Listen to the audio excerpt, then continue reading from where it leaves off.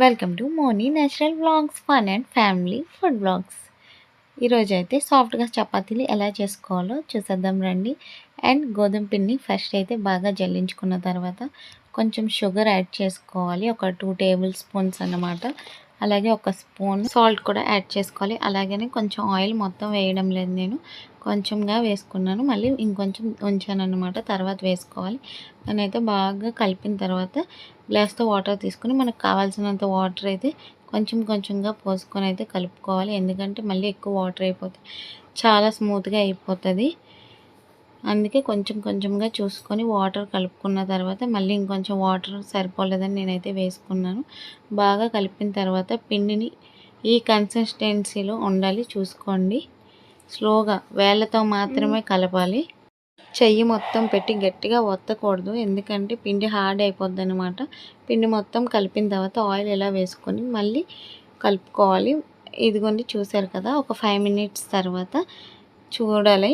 అప్పుడు చూసారు కదా, పిండి అయితే బాగా నానింది. సో నేనైతే ఇప్పుడు బాల్స్ కింద చేసుకుంటున్నాను.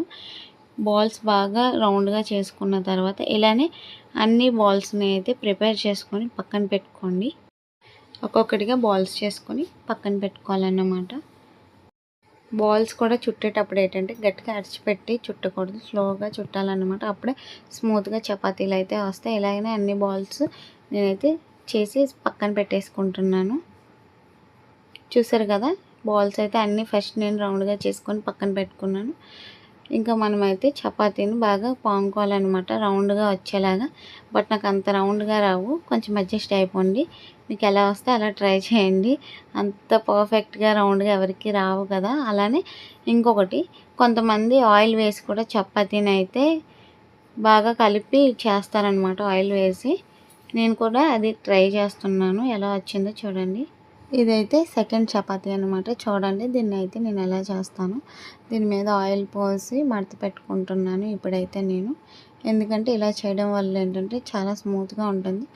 ఆయిల్ తినని వాళ్ళు ఎవరైనా ఉంటే స్కిప్ చేసేయండి. ఆయిల్ ఇష్టం ఉన్న వాళ్ళు అయితే ఇలా చేయండి, చాలా బాగా స్మూత్గా పొంగుతుంది అనమాట.